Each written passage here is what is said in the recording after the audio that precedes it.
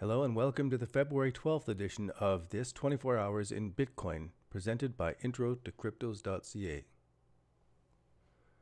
In our daily Bitcoin technical analysis today, we can see that Bitcoin price news continues to feature a potential bull flag, and we are still watching for big green candles. In the next 5 minutes, I'll share with you why I think so. Hi, my name is Doug, and be sure to subscribe and click on the bell icon so you don't miss tomorrow's episode of This 24 Hours in Bitcoin. As usual, we'll start off with the long-term view, and I want to put on the 200 period moving average so that we can get a sense of where we are and just how big that little bull flag is that we were just talking about. In fact, now I want to go and do a 3-day bar view and take a look at this little bull flag that we're worried about here. It's pretty small. I'm expecting green candles off that, and I'll show you why. But I also want to keep in perspective where we are compared to the long term. The last time that we had the 200 period moving average this high up, we have to go back to a 1-day view.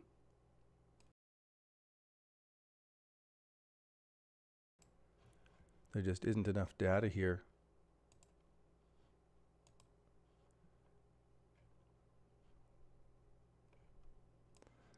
Not enough data on the 3-day view.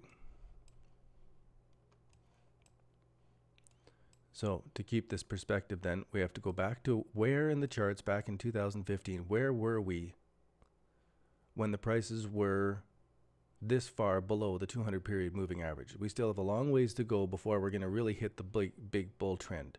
This is what I want to reflect on each time that we come in and take a look at these prices, to think about where this is going to go and what kind of sideways choppy market we're going to have for the next while.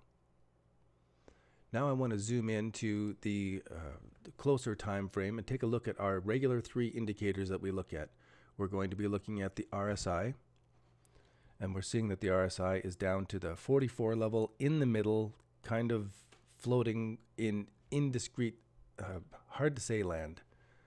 And I'll look at a different time frame in a second, but let's go over to the MACD indicator, also a little bit weak, not showing a good turnover here on this 1 hour bars that we're looking at. So still showing kind of weakness according to the indicator. Here on the on balance volume, we're seeing selling, a little bit of buying, but on this time frame it looks like a lot of selling. So I want to go out to the 4-hour bars now and take a look at what's going on.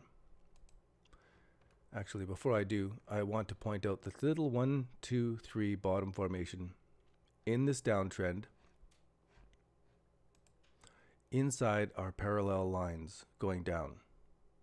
So while the 1 hour bars are not giving us any indications, let's zoom in a little closer and see if there's been a change recently in the 15-minute bars.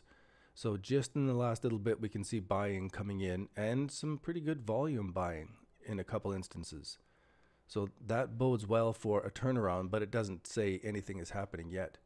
Now, if I zoom into the 3-day view and we're looking at the 15-minute bars for the MACD indicator, I've got to see it pushing above 3 to 8 level consistently as prices are breaking above these levels to really confirm that it's a buy at that moment.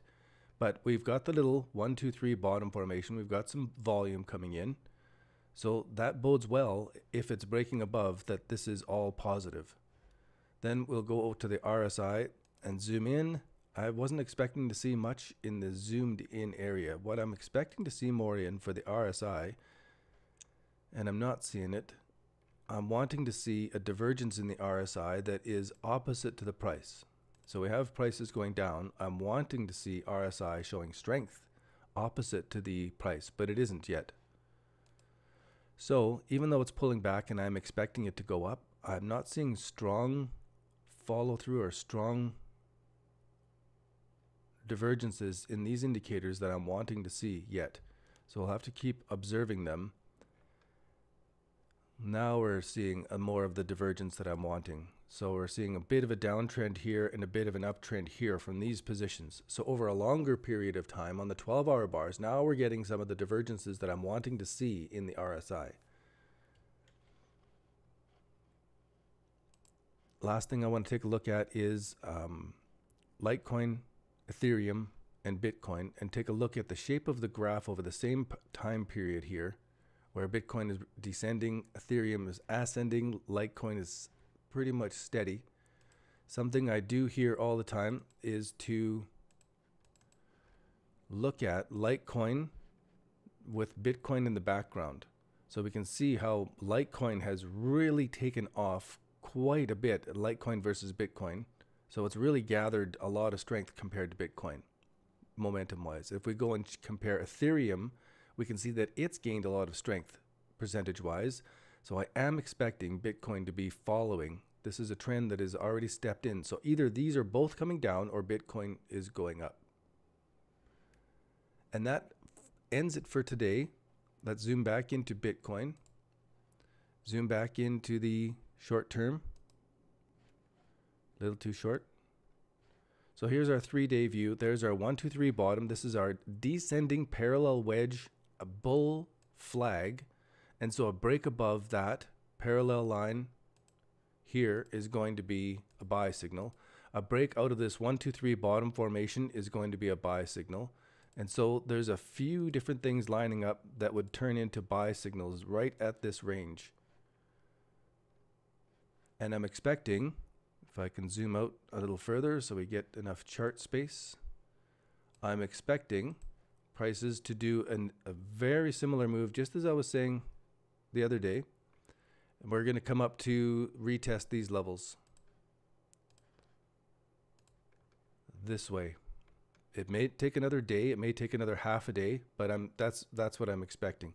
However, at the same time, if I clear off all that and zoom back in, we do have the downside that we have to pay attention to. So if prices do start breaking down below these levels, this whole prediction to the upside is thrown out and the whole thing has to be reevaluated again. So long as it doesn't go below this number 3 point in the long term, all is good still. That's it for today. Thanks for tuning in. I appreciate you guys watching along, and any comments that you have about Bitcoin price, anything driving Bitcoin price, put it in the comments down below. I'd be happy to reply to any comments or questions coming on. Keeping it short. Ciao for now. I will see you tomorrow.